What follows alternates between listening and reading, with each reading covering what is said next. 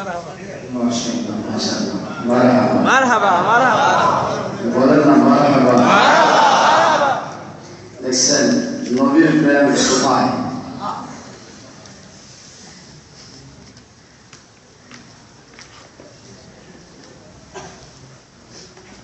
الحمد لله رب العالمين والصلاة والسلام على سيد الأنبياء والمرسلين وعلى آله وأصحابه أجمعين أعوذ بالله من الشيطان الرجيم بسم الله الرحمن الرحيم واعلموا أن فيكم رسول الله صدق الله العظيم وصدق رسوله النبي الحبيب الكريم إن الله وملائكته يصلون على النبي يا أيها الذين آمنوا صلوا عليه وسلموا تسليما اللهم صل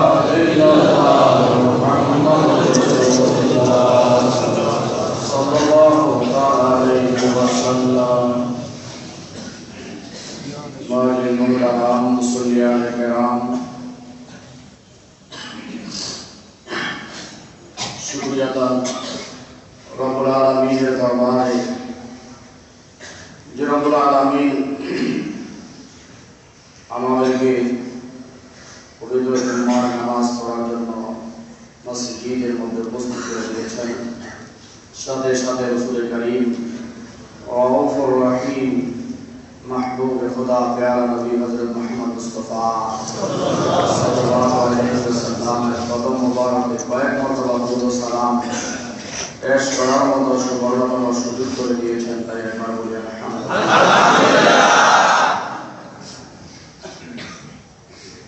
আল্লাহ রাব্বুল আলামিন আমাদের প্রতি অনেকটাই ইহসান করেছেন। আল্লাহ রাব্বুল আলামিন যে ইহসান আমাদের প্রতি করেছেন এই নবীর উম্মতের প্রতি অন্য কোন নবীর উম্মতকে আল্লাহ পাক এত বড় নিয়ামত ইহসান আমাদের দেন। সুবহানাল্লাহ। যাহা কাসরাত ছিল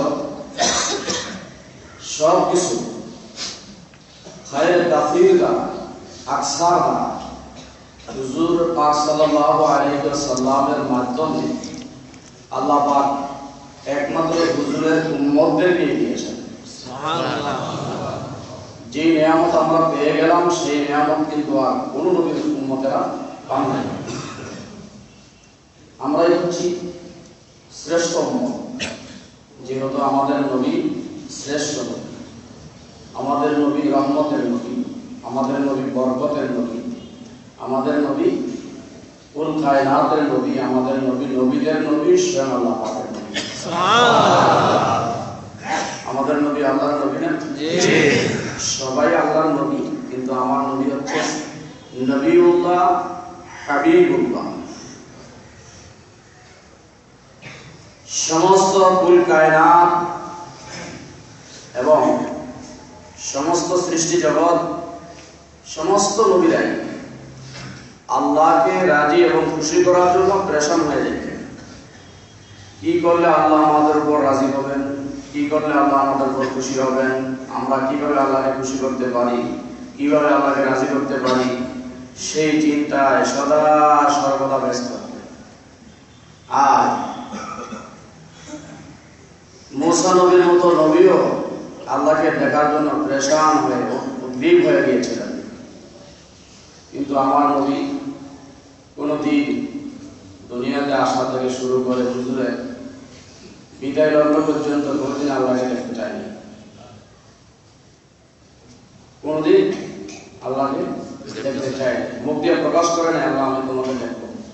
কিন্তু আল্লাহ ইচ্ছে করেই আমার নবীকে দাওয়াত করে নিয়ে সেই লামাকানের বাড়িতে বন্ধুকে দিদার দিয়েছেন 560 বছর ইচ্ছা করে নিয়ে গেছেন। কিন্তু মুসা নবী দেখতে চেয়েছেন, আল্লাহ নাম দাঁড়ানি বলে ঘোষণা দিয়েছেন। মুসা নবী দেখতে চাইলেন, আল্লাহ নিষেধ করে দিলেন। কিন্তু নবী দেখতে চান নাই, আল্লাহ ইচ্ছা করে নবীকে দেখায় শুধু নিজে দেখাতেন নাই, নিজেই দেখাতেন নাই, কুল কায়নাতের মধ্যে যা কিছু ছিল সব কিছু হাবিবকে গোটা গোটা সব দেখায় দিয়েছে। আর হুজুর সবকিছু দেখে এসে বাস্তব নিজের চোখে চাক্ষুষ সাক্ষী হুজুর নিজে দিয়েছেন যে আমি দেখে এসে সাক্ষী দিলাম। সব নবীরা জিবরাইলের মুখে শুনে শুনে বলছে লা ইলাহা ইল্লাল্লাহ, আল্লাহ ছাড়া কোনো মাবুদ নেই। আর আমার নবী বলে আমার সাক্ষী শোনা সাক্ষী না, আমি দেখেছি আল্লাহ একজন, আমার চোখে আমার দেখা সাক্ষী, আমি দেখে সাক্ষী দিলাম আল্লাহ। সব নবীরা কিভাবে সাক্ষী দিছে? না দেখে। কিন্তু আমার নবী দেখে সাক্ষী দিছে। যিনি দেখে আসেন তিনি তো ভালো জানেন, ঠিক না? যিনি দেখেন নাই তিনি ভালো জানেন না, যিনি দেখেছেন তিনি ভালো জানেন। আমার নবী সরাসরি অন্তর চোখ দিয়ে হয়, সরাসরি 10 বার এই দুই চোখ দ্বারা জাহির করে দিয়েছে। সরাসরি দেখে সে রব্বুল আলামিন আমার নবীকে দেখা দিয়েছেন। আল্লাহ নবীকে নিয়ে গেছেন, নিয়ে যাওয়ার সময় কথা বলছেন সুবহানাল্লাযী আসরা বিআবদিহি। এই কথা বলে নাই সুবহানাল্লাযী আসরা বিমানাবিহি, সুবহানাল্লাযী আসরা বিরূহিহি, এই কথা বলে নাই। বলছে আবদিহি। এই কথা বলে নাই যে আমি স্বপ্নে আপনাকে নিয়ে গেছি, এই কথা বলে নাই যে আমি রূহানি ভাবে আপনাকে নিয়ে গেছি। বিআবদিহি, সশরীরে আপনাকে নিয়ে গেছি। সুবহানাল্লাহ। নিয়ে দুই চোখ দ্বারা আল্লাহকে দেখেছেন।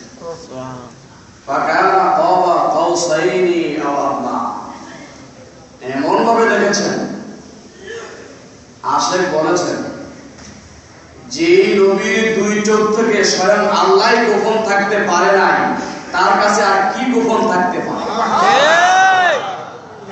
বলেন, যার চোখ থেকে স্বয়ং আল্লাহ গোপন করে নাই, যিনি গোপনের গোপন, যিনি গোপনের গোপন, আল্লাহর মতো গোপন কি আর কিছু আছে? না। ওয়াল আউয়ালু ওয়াল আখিরু ওয়াল যাহিরু ওয়াল বাতিন ওয়া হুয়া বিকুল্লি শাইইন আলীম। আল্লাহ তো গোপনের গোপন, গোপনের গোপন, গোপনের গোপন, তার মতো গোপন কেউ নাই। কেন আল্লাহ গোপনের গোপন? রাকিবুন আতীদ। দুই কাঁধে দুইজন ফেরেশতা আছে না? আছে। সবার কাঁধে দুইজন করে না দুইজনই সবার কাঁধে? হ্যাঁ, দুইজনই সবার কাঁধে। প্রত্যেকের কাঁধে দুইজন দুইজন না দুইজনই সকলের কাঁধে? না আমার কাঁধে দুইজন, আমার কাঁধে দুইজন, এরকম ভাগে ভাগে আছে না? ফেরেশতাই কয়জন? দুইজন। রাকিবুন আতিদ অথবা কিরামান কাতিবিন, এই দুইজনই ফেরেশতা সবার কাঁধে আছে। আছে না নাই? আছে। কোনদিন কি অনুভব করতে পারছেন? না। কাঁধে আছে না? আছে। ডান কাঁধে একজন, বাম কাঁধে আরেকজন, কিন্তু কোনদিন দেখেন নাই তো? অনুভব করতে পারছেন? লম্বা না বাড়ি, কালা না গলা, 1 কেজি না আধা কেজি, এরকম মালুম হয়? মালুম আছে? কিন্তু বলা যাবে কি যে ফেরেশতা নাই? বলা যাবে না। আছে বুঝলেন কেমন? আছে যে কেমন বুঝলেন? না দেখে বিশ্বাস করার নামই হচ্ছে ঈমান। না দেখে ঈমান। কিরামান কাতিবিনা ইয়ালামুনা মা তাফআলুন, দুই কাঁধে দুইজন ফেরেশতা আছে, অনুভব করা যায় না, মালুম নয়, অনুধাবন করা সম্ভব না, তথাপিও বিশ্বাস রাখতে হবে তারা আছে। এটার নাম ঈমান। নাহনু আকরাবু ইলাইহি মিন হাবলিল ওয়ারিদ, আল্লাহ সাহাবাদের চেয়ে অনেক কাছে, ধরা যায় না, ছোঁয়া যায় না, অনুধাবন করা যায় না, তথাপিও বিশ্বাস রাখতে হবে আল্লাহ আমার কাছে আছেন। তারপরে আপনার কিনা বলেন কবরের আযাব দেখা যায় না, কিন্তু বিশ্বাস রাখতে হবে কবরের আযাব সত্য।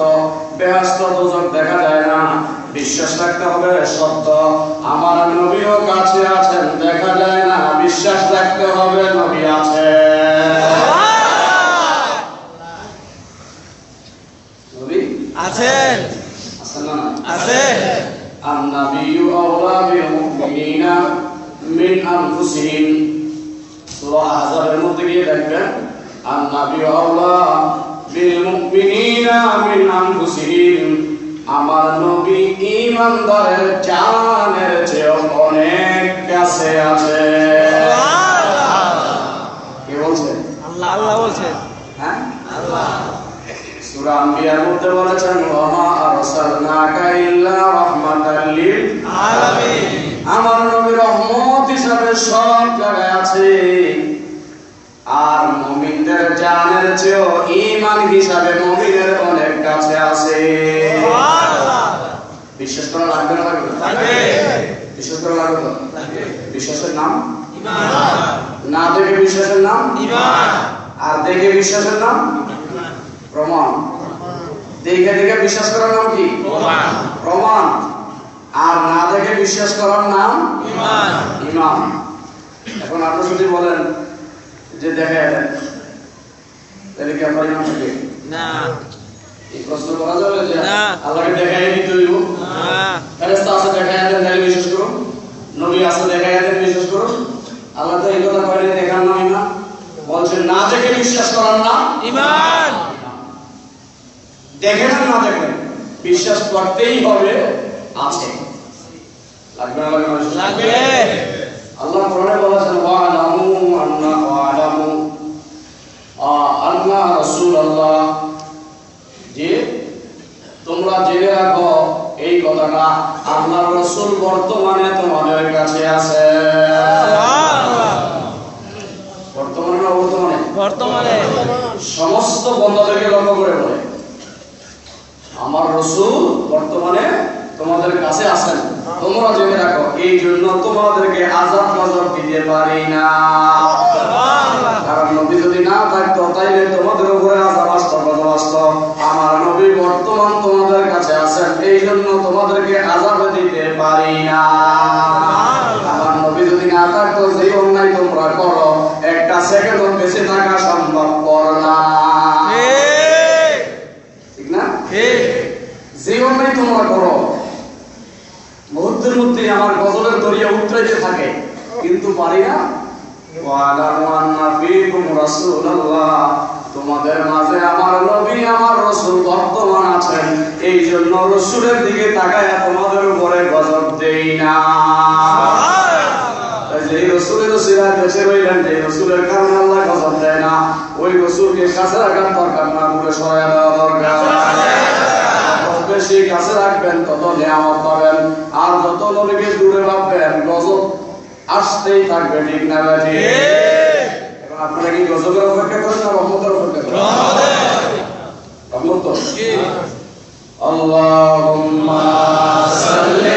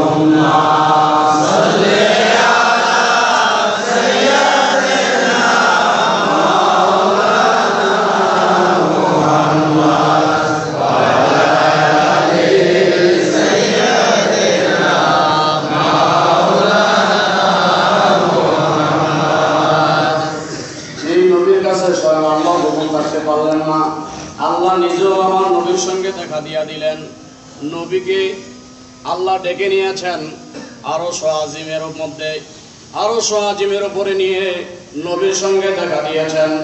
স্বয়ং আল্লাহ যেহেতু নবীর কাছে গোপন না, দুনিয়ার আমি আর আপনি গোটা সৃষ্টি জগতের মধ্যে নবীর নজরের বাইরে আর কিছু নাই। আমার নবীর নজরের মধ্যে একটা হাদিস শরীফ বুখারী শরীফ থেকে আমি আপনাদের সামনে কোট করতে যাচ্ছি। সেটা হলো আন আব্দুল্লাহ ইবনে আব্বাস রাদিয়াল্লাহু তাআলা আনহু قال مر النبي صلى الله عليه وسلم بقبرين يعذبان فقال انهما يعذبان وما يعذبان في كبير اما احدهما فكان لا يستطيع من القول واما الاجر فكان يمشي بالنميمه ثم اخذ جريرة نطقة فشقها بالنسبين ثم ورى في كل قبر واحد فقالوا يا رسول الله لما صنعت هذا فقال لعله أن نقص عنهما ما لم ييبسا رواه البخاري ومسلم। বুখারী শরীফের প্রথম খণ্ডের 186 পৃষ্ঠার মধ্যে গিয়ে দেখবেন, বুখারী শরীফের প্রথম খণ্ড 186 পৃষ্ঠার মধ্যে দেখবেন যে আল্লাহ নবীর থেকে গোপন নয় আর কি আমার নবীর কাছ থেকে গোপন থাকতে পারেন। আমার নবী কয়েকজন সাহাবায়ে কেরামদেরকে নিয়ে একদিন হেঁটে যাচ্ছেন, হঠাৎ করে একটা কবরস্থানের পাশে দিয়ে গেলেন আর আমার নবী দাঁড়ায় গেলেন। সাহাবীরা প্রশ্ন করলেন, হুজুর চলন্ত অবস্থায় হঠাৎ করে থেমে যাওয়ার কারণ কি? আমার নবী বললেন, হে সাহাবায়ে কেরামরা, আমি যা দেখি তোমরা কিন্তু তা দেখো না। ইন্নী আসমাউ মা লা তাসমাউন ইন্নী আরা মা লা তারাউনা। আমি যা দেখি তোমরা কিন্তু তা দেখো না, আমি যা শুনি তোমরা কিন্তু তা শোনো না। আমি কেন দাঁড়ায় গেলাম চলন্ত অবস্থায়? তোমরা আমাকে প্রশ্ন করতেছো। বুখারীর হাদিস শিখেন, শুনেন। বুখারীর হাদিসের মধ্যে ইমাম বুখারী হাদিসটা গ্রহণ করলেন বাবু আযাবিল কবরের মধ্যে হাদিস। বুখারী শরীফের প্রথম খণ্ডের 186 পৃষ্ঠার মধ্যে হুজুর তিনি দাঁড়ায় বললেন, হে ইবনে আব্বাস, আমার নবীর আপন চাচাতো ভাই, হে আব্দুল্লাহ, আমি যে গোরস্থানের কাছে আইসা কেন দাঁড়াইলাম তোমরা জানোনি? বলেন, না হুজুর, আল্লাহ এবং আল্লাহর রাসূলই ভালো জানে। তুমি যেহেতু বলছো আল্লাহ আল্লাহর রাসূল ভালো জানে, তাই হে ইবনে আব্বাস এখন তোমাকে সুসংবাদ দেই, শোনো। কি সংবাদ? সংবাদ হইল এই গোরস্থানের মধ্যে দুইটা কবর আছে, দুইটা কবরের মধ্যে কঠিন ভাবে আযাব হইতেছে। কেউ দেখে নাই, কিন্তু আমার নবী দেখেছেন। নবীর চোখ আমার চোখ কি এক চোখ? না, এক চোখ না। কেউ দেখে নাই, কিন্তু আমার নবী দেখেছেন। শুধু দেখে জ্ঞান তখন নাই। আমার নবী বলতেছেন, হে আব্দুল্লাহ, এই কবরে কেন আযাব হয় তাও আমি জানি। সুবহানাল্লাহ। কেন আযাব হয়? বুখারী হাদিস, কেন আযাব হয় তাও আমি জানি। আব্দুল্লাহ বললেন, ইয়া রাসূলুল্লাহ, ইয়া হাবিবাল্লাহ, কেন কবরের মধ্যে আযাব হয়? আমার নবী বললেন, একটা কবরে আযাব হইতেছে এই কারণে তিনি প্রসাব করতেন, প্রসাব করিয়া তিনি ভালো করে পাক পবিত্র হইতেন না, প্রসাব থেকে সতর্কতা পালন করতেন না, এই জন্য তার কবরে আযাব হয়। আরেকটা কবরে আযাব হইল তিনি চুগলখড়ি করতেন, গীবত করতেন পিছনে পিছনে। এই দুই কারণে দুই কবরের মধ্যে আযাব হইতেছে।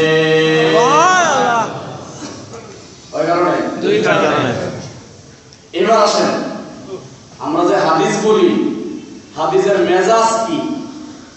নবী হাদিস বললেন তখন নবীর মেজাজটা কেমন ছিল? হাদিস বলার আগে নবীর মেজাজটা কেমন ছিল, হাদিস বলার পরে নবীর মেজাজটা কেমন ছিল, হাদিসের মেজাজ কেমন, সাহাবায়ে কেরামরা হাদিস শোনার পরে তাদের দেমাগটা কেমন ছিল, তারা কি বুঝতেন, এগুলো সব বুঝে হাদিস বর্ণনা করার মানুষ মুহাদ্দিস। এগুলা না জেনে হাদিস বর্ণনা করলে সে মুহাদ্দিস না, সে মুহাদ্দিস। সে কি? মুহাদ্দিস। একটা হাদিসকে জাল বলতে হলে আপনারা সবাই বলেন না জাল হাদিস, বলেন না? একটা হাদিসকে জাল বলতে হলে ওই আলেমের নিম্নে 50,000 হাদিস মুখস্থ থাকতে হবে। একটা হাদিস কম হইলে হবে না, 50,000 হাদিস তার সনদ সহ মুখস্থ থাকলে তিনি হাদিসের জাল আর সহি বুঝবেন, আর না হলে বুঝবেন না। 50,000 থেকে একটা হাদিস কম করলে, কম মুখস্থ থাকলে তিনি হাদিসকে জাল বলার ক্ষমতা রাখেন না। হাদিসকে জাল বলে প্রমাণ করতে হলে তার কত হাদিস করতে হবে? 50,000 হাদিস মুখস্থ করতে হবে, মনে থাকবে তো?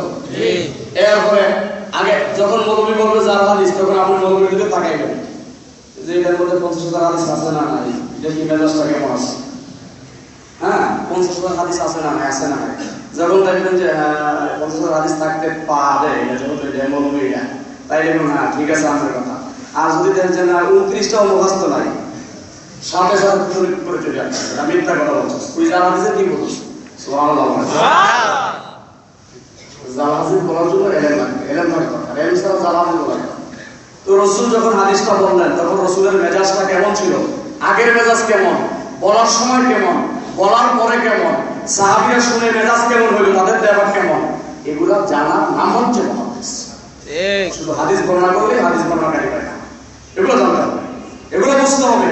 বোঝার পরে আপনি হাদিস দিয়া জনগণকে বুঝাবেন, আলোচনা করবেন, তাহলে আপনি হেদায়েত প্রাপ্ত হবে, এর আগে হবে না। তা হাদিসটা যখন বলতেছেন হুজুর, তখন হুজুরের মেজাজটা কেমন দেখেন?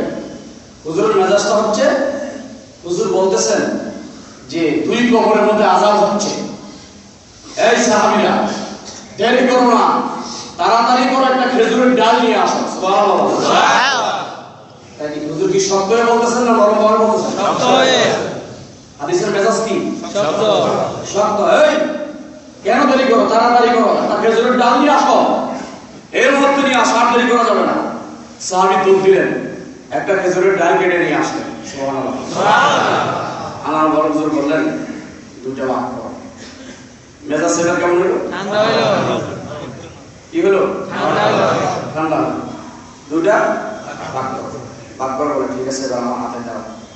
হুজুরের হাতে দিলেন, হুজুর 2টা ডাল নিয়ে 2 কবরের মাঝখানে, জিন্দা ডাল, তাজা ডাল নিয়ে মাঝখানে ডাল হাত দুবারের দ্বারা গানলেন। বুখারী হাদিস। হুজুর গানলেন আর হুজুর মুস্কি হাসি দিয়ে বললেন, আয় সাহাবীরা, আমি খেজুরের ডাল গেড়ে দিলাম, এই খেজুরের ডাল যতক্ষণ তাজা থাকবে ততক্ষণ পর্যন্ত তাদের কবরের আযাবকে হালকা করা হবে। কি হবে? হালকা করা হবে। হালকা করা হবে। আর আমার হাতে যেহেতু দিলাম, আমার হাতে দেওয়ার কারণে ওটা কবরের আযাব মাফ হয়ে যাবে। সুবহানাল্লাহ। হাত লাগা নবীজি। এবার হাদিসের মেজাজটা বুঝেন যে হুজুর বলছে যতদিন পর্যন্ত ডাল তাজা থাকবে ততদিন পর্যন্ত কি কবরের আযাব মাফ হয়ে যাবে। হালকা মানে কমে যাবে। হালকা মানে কি? কমে যাবে। আর যেহেতু আমার হাতে দিলাম, আমার হাতে বরকতে কবরের আযাব একবারে আজীবনের জন্য কি হবে? মাফ হয়ে যাবে। তাহলে হাদিসের মেজাজটা কি বুঝলেন? যে কিয়ামত পর্যন্ত উম্মতেরা খেজুরের ডাল গাঁথতে পারবে। যদি না পারতেন তাহলে হুজুর এই কথা বলতেন না যে আমার হাতে দেওয়ার কারণে মাফ, আর যতদিন তাজা থাকবে, 2টা কথা আসতো না। বুঝা গেল? কিয়ামত পর্যন্ত কবরের মধ্যে তাজা ঘাস, গাছের ডাল, ফুল গাছ, তাজা ফুল কবরের মধ্যে দিলে যতদিন তাজা থাকবে ততদিন পর্যন্ত কবরের আযাব হালকা হয়ে যাবে। সুবহানাল্লাহ।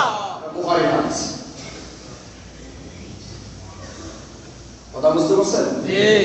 আপনি খেজুরের ডাল গেড়ে দেন, বড়ই গাছের ডাল গেড়ে দেন, না হয় ফুল গাছ লাগাইয়া দেন, যতদিন তাজা থাকবে। বলে হুজুর এটা তাজা থাকার মধ্যে রহস্য কি? তাজা থাকার মধ্যে রহস্য আল্লাহ কোরআনে বলেছেন, ইউসাব্বিহু লিল্লাহি মা ফিস সামাওয়াতি ওয়াল আরদি, আসমান জমিনের মধ্যে যত লতা পাতা আছে, যত গাছ আছে, সবাই আমি আল্লাহর জিকির করে। এই তাজা ফুলটা কবরের মধ্যে যতদিন তাজা থাকবে, যতক্ষণ পর্যন্ত মারা না যাবে, ততক্ষণ পর্যন্ত ফুলটা আল্লাহ আল্লাহ জিকির করবে, আর আল্লাহ আল্লাহ জিকিরের সওয়াবটা তার কবরের মধ্যে পৌঁছতে থাকবে। তার কবরে আযাব হালকা হয়ে যাবে, আর আমি রাসূলের হাতে দেওয়ার কারণে আযাব মাফ হয়ে যাবে। বোঝা গেল কিয়ামত পর্যন্ত কবরের মধ্যে এইভাবে তাজা ফুলের গাছ এবং তাজা ফুল ছিটায়া দেওয়া আমার নবীজির ইজমায়ে দ্বারা সুন্নাত হয়ে গেছে।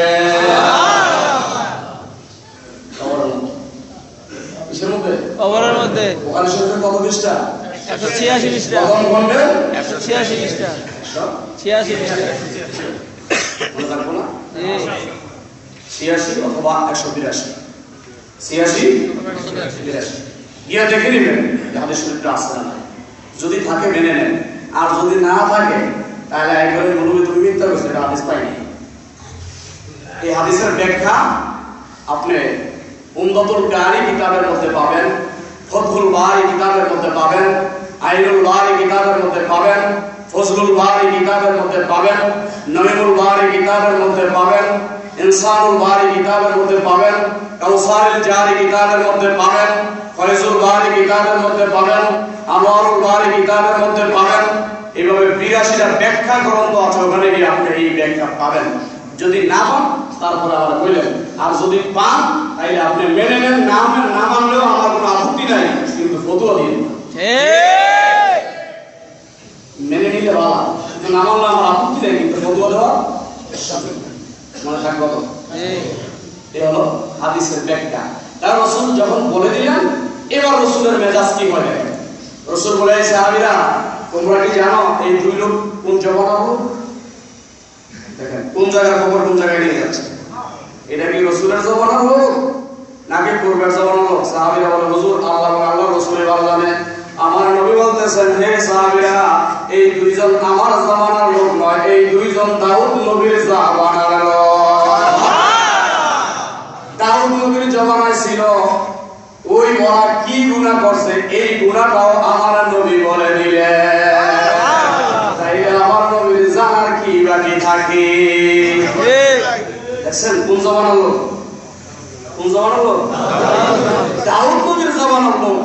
সেই নবীর উম্মতেরা কি গুনাহ করছে, গুনাহ সহ আমার নবী বলে দিলেন, এবং কবরের আযাব মাফ করার ব্যবস্থাও করে দিলেন। সুবহানাল্লাহ। হাদিস শরীফের মধ্যে কি স্পষ্ট প্রমাণ? আমার নবী এগুলো বলে গেছে। বলছে কি বলেন? বলছে। জোরে বলছে কি বলেন না? বলার পরে কি মানবেন না ছাড়বেন? মানব। আমাদের দেশে একদল আছে কবর পরিষ্কার করে। পরিষ্কার করে না? জি। কবর পরিষ্কার করা এই হাদিস দ্বারা ঠিক নয়। আর যদিও পরিষ্কার করেন, একবারে অন্ধকার হয়ে গেলে পরিষ্কার করলেও এই কবরের উপরে কিছু তাজা ঘাস রাখতেই হবে বরকতের জন্য। কিসের জন্য? বরকতের জন্য। বরকতের জন্য তাজা ঘাস রাখতে হবে, অথবা ফুলের ঘাস, অথবা ভালো ভালো গাছে লাগাইয়া দিলে এই গাছ যতক্ষণ জিকির করতে থাকবে ততক্ষণ তার কবরে পয়দা হইতেই থাকবে। সুবহানাল্লাহ। থাকবে না? থাকবে। এই হলো এই হাদিসের মেজাজ। তারপরে রাসূলুল্লাহ সাল্লাল্লাহু আলাইহি ওয়াসাল্লাম যাচ্ছেন, কিছু দূর গিয়ে হুজুর আবার দাঁড়ায়। সাহাবীরা বললেন, হুজুর একটু দাঁড়ায়, এখন যে আবার দাঁড়ায় গেলেন। হুজুর বলে, শুনুন, এখন দাঁড়ায় গেলাম কেন জানো? এই মুহূর্তে আমার কাছে ওহী আসছে, অথচ সাহাবীরা টের পায় না। সাহাবীরা হুজুরের সাথে আছে কিন্তু টের পায় না, বলতে পারে না। জিজ্ঞাসা করে, হুজুর দাঁড়ায় গেলেন, এই মুহূর্তে আমার কাছে কি আসে? ওহী আসে। কি হয়ে আসে তোমরা কি জানতে ইচ্ছা? সাহাবীরা বলেন, হ্যাঁ হুজুর, আমাদের একটু জানায়। এই মুহূর্তে ইচ্ছে আল্লাহ পাক ওহী করেছেন, জিবরাইল এসেছেন যে আল্লাহ পাক বলেছে যে আমার 500 আমার গুনাহগার উম্মতদেরকে, গরীব যারা গরীব উম্মতদেরকে ধনী লোকের 500 বছর আগে ব্যস্ত নেওয়া হবে। সুবহানাল্লাহ। কি দিলেন? 500 বছর। কাদেরকে দিবে? গরীবদেরকে। কাগজ গরীব যারা ধনী ব্যক্তি, ধনী লোকের 500 বছর আগে গরিবদেরকে বেহেশতে দিবে যদি ঈমান থাকে। ঈমান হলে বেহেশতের পরিবার দিবে, জান্নাতে যাওয়াই লাগবে। যদি ঈমান থাকে তাহলে ধনী লোকের 500 বছর আগে বেহেশতে যাবে। হুজুর খুশি হয়ে গেলেন, সাহাবীরা খুশি। হুজুর বললেন, এই সাহাবীরা, কই তোমাদের মাঝে কে আছো? আমার একটা গজল শোনাও। এই খুশিতে একটা গজল শোনার দরকার। সুবহানাল্লাহ। খুশিতে কি গজল শোনার দরকার। এক সাহাবী নাম ছিল হযরত বাদাবী রাদিয়াল্লাহু তাআলা। হুজুর আমি গজল পাই, তাই শোনাও না কেন? শোনাও। ওই সাহাবী কি করলেন? হুজুরের গজল শোনাইতে শুরু করলেন। দাঁড়ায় তো ওখানে প্রায় 420 জন সাহাবী উপস্থিত ছিল। কতজন? 420 জন। তাফসীর আহমদী নামে একটা তাফসীর আছে, যেই মুসান্নাফের কিতাব সব মাদ্রাসায় পড়ায়, নুরুল আনোয়ার কিতাব। এই নুরুল আনোয়ার কিতাবের যিনি লেখক আল্লামা মোল্লা জিয়ুন রাহমাতুল্লাহি আলাইহি, উনি একটা তাফসীর লিখেছেন, তাফসীর আহমদী কিতাবের 602 পৃষ্ঠার মধ্যে। কত? 602 পৃষ্ঠার মধ্যে গিয়ে দেখবেন যে ওই সাহাবী রাসূলকে গজল শোনাইতেছে। আমার নবীজি বসা 420 জন সাহাবী নিয়ে। হুজুরের কাঁধ মোবারকের একটা ইয়ামেনি রুমাল আছে, এরকমটা রুমাল। তো হুজুর গজল শুনতে শুনতে আর বসে থাকতে পারেন না, হুজুর দাঁড়ায় গেছে। আর এসে গেছে প্রেম আকর্ষণ এমন এসে গেছে যে গজল শুনতে শুনতে হুজুর আর বসে থাকতে পারলেন না। হুজুর নিজেও দাঁড়ায় গেলেন। তো যেখানে হুজুর দাঁড়ায় গেছে সেখানে আর বসে থাকার কি আছে? সবাই কি করলেন? দাঁড়ায় গেছে, সবাই দাঁড়ায় গেছে। তো সাহাবীরা গজল বন্ধ করে নেয়, উনি গাইতেছেন। গজল গাওয়া সাহাবীদের সুন্নাত, আর গজল শোনা নবীর সুন্নাত। সুবহানাল্লাহ। গজল গাওয়া কার সুন্নাত? সাহাবীদের সুন্নাত। সাহাবীদের সুন্নাত, আর গজল শোনা নবীর সুন্নাত। নবীর সুন্নাত। তো সাহাবী গজল গাইতেছে, হুজুর শুনতেছে।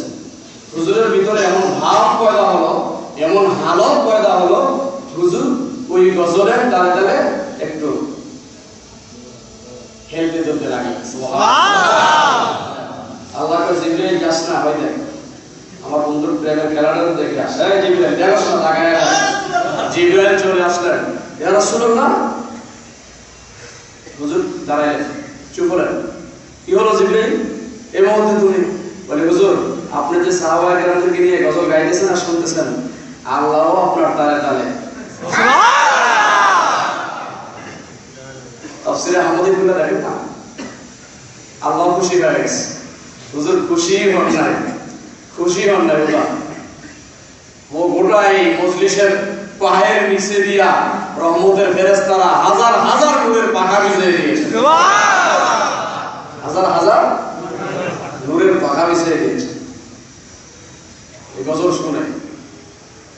আল্লাহ পাক কোরআনের একটা আয়াত নাযিল করে দিলেন, সূরা ইয়াসিনে গিয়ে দেখবেন। অপব্যাখ্যা করার সুযোগ নাই। আমি বারবার বলি, অপব্যাখ্যা করার সুযোগ নাই। সূরা ইয়াসিন খুলে দেখেন, ইন্না আসহাবুল জান্নাহ ইয়াউমিন ফি শুগুল। এই শুগুলের ব্যাখ্যা কি আছে একটু গিয়ে দেখেন। আমি বলবো না, আপনি পুরো দেখে নিন। সব তাফসীরের মধ্যে দেখবেন ইন্না আসহাবুল জান্নাতি ইয়াউমিন ফি শুগুল।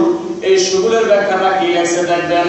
শুগুলের ব্যাখ্যাটা লেখছে, আমার নবী গজল শুনতেন, সাহাবায়ে কেরামরা গজল গাইতেন।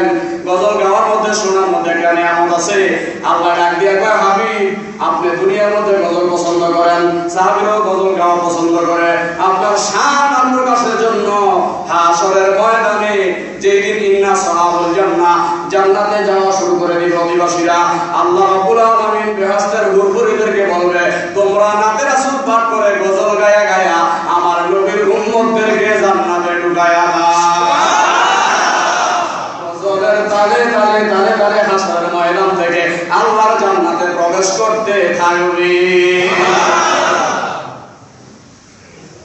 ইয়ে দেখেন আছে, আমরা তো 12 মাস এক আয়াতের ওয়াজ করি, এক এক সময় এক এক আয়াতের ওয়াজ করি, ঠিক আছে?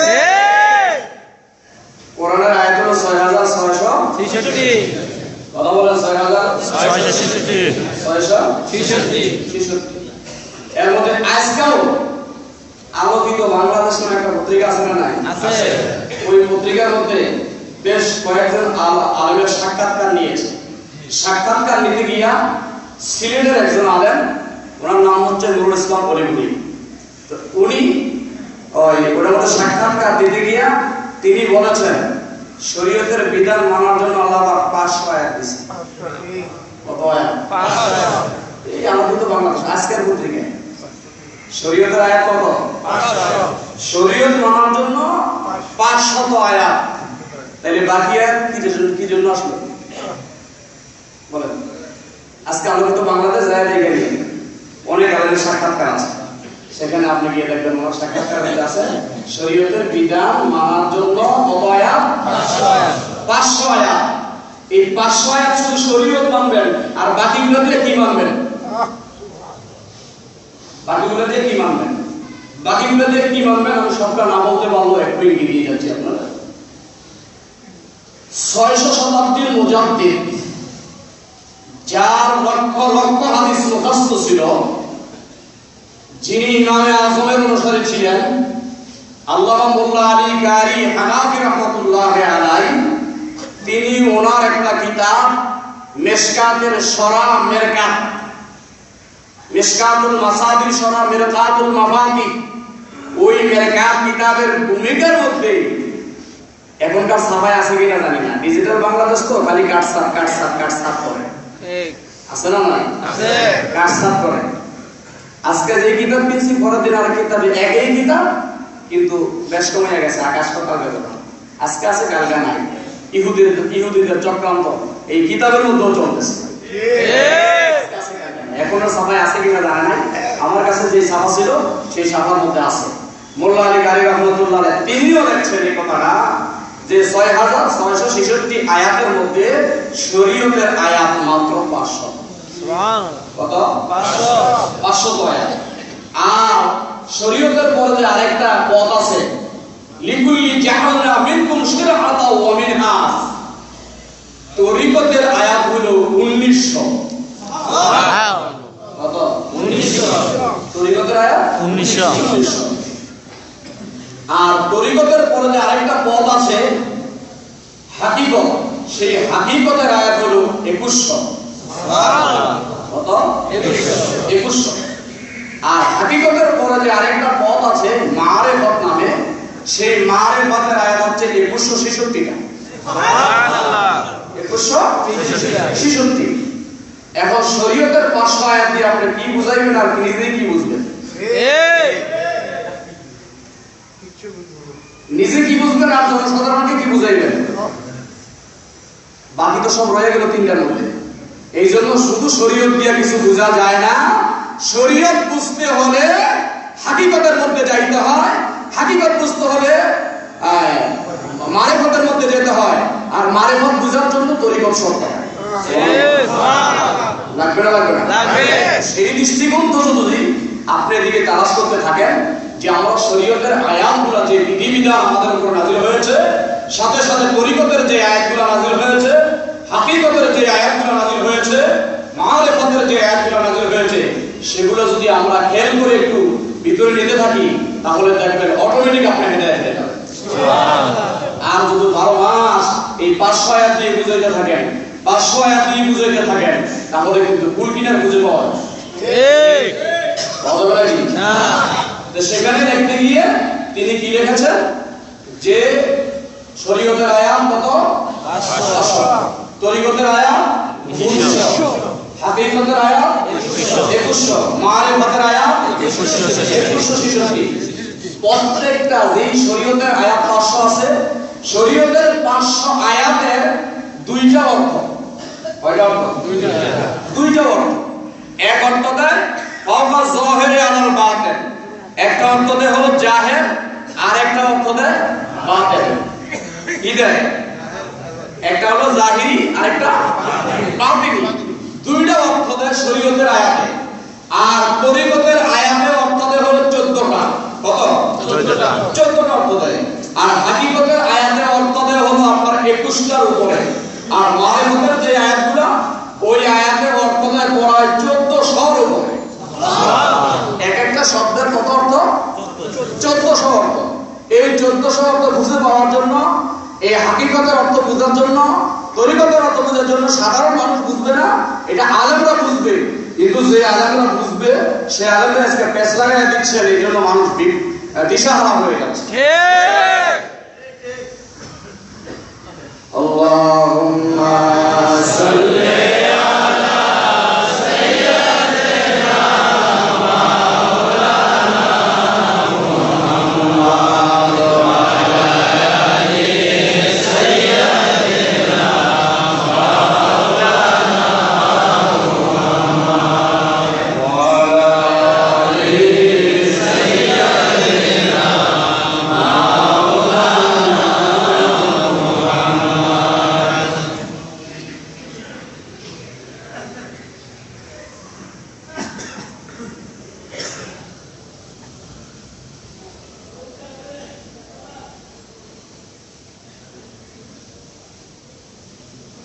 কোরআন এবং হাদিস বোঝার জন্য জ্ঞান থাকা দরকার। ঠিক। যদি জ্ঞানই না থাকে কোরআন হাদিস বোঝার জন্য, কারণ কোরআন এবং হাদিস বুঝতে হলে আগে এমনি বালাগাতের প্রয়োজন। যদি এমনি বালাগাত না জানে ওই সমস্ত আলেমের পিছনে পুরা একটা করা শরীয়তে সরাসরি হারাম করা হয়েছে।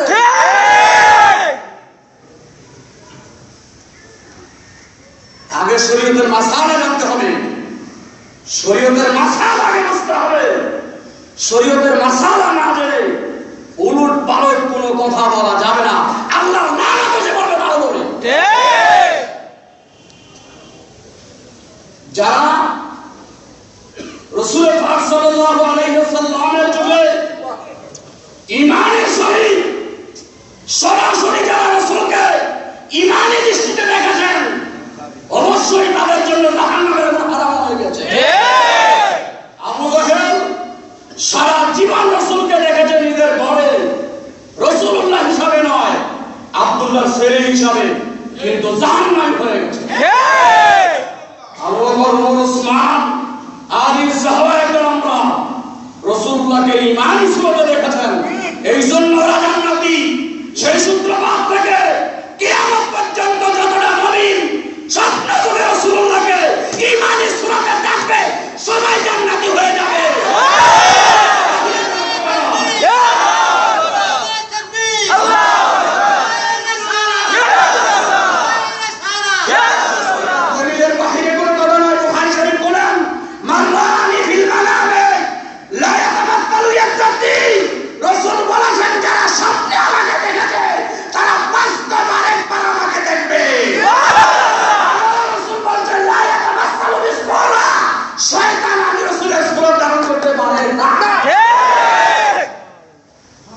শয়তান কি রাসূলের সূরত ধারণ করতে পারে?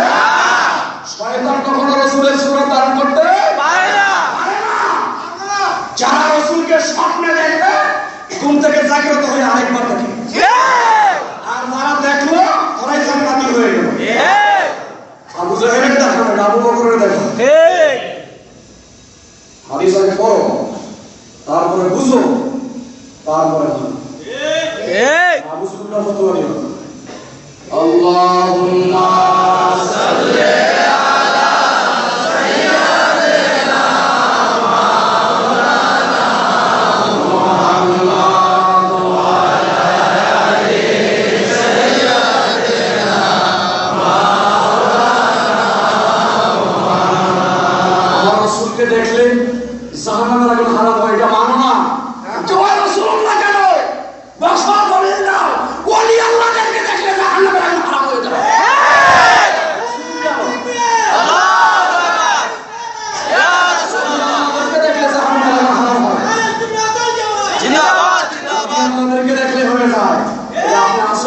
তাফসীরে রুহুল বয়ান আমার কাছে আছে, এখন নিয়ে খুলেন রুহুল বয়ানের মধ্যে দেখবেন আল্লামা আবুল হাসান খারখানী রাহমাতুল্লাহ আলাইহির দরবারে একজন মুশরিক গিয়েছিল।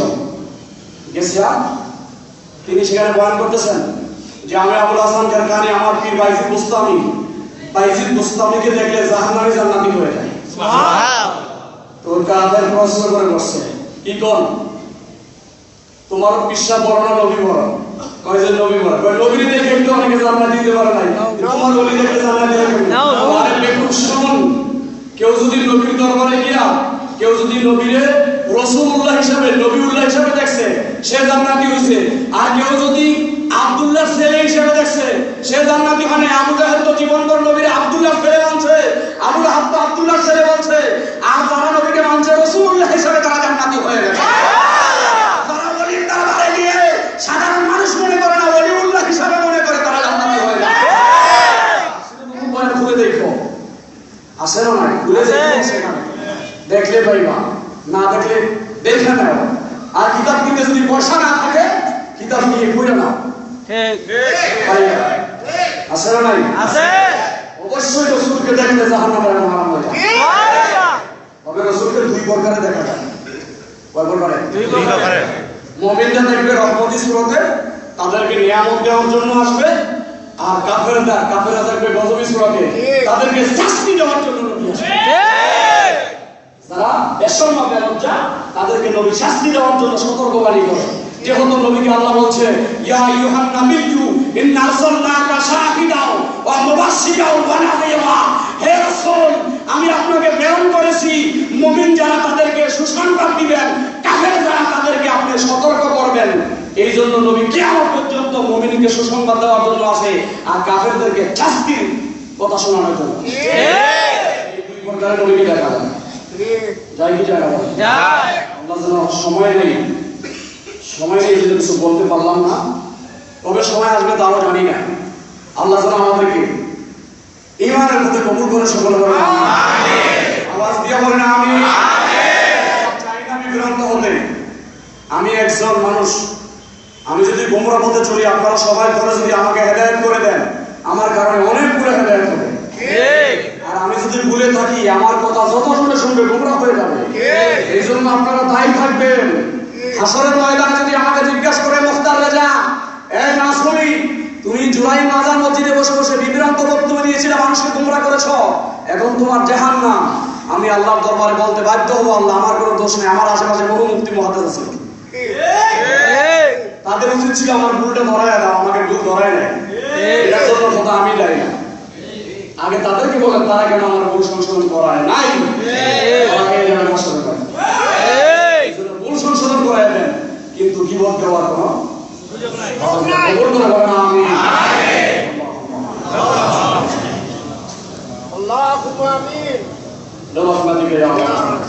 আল্লাহ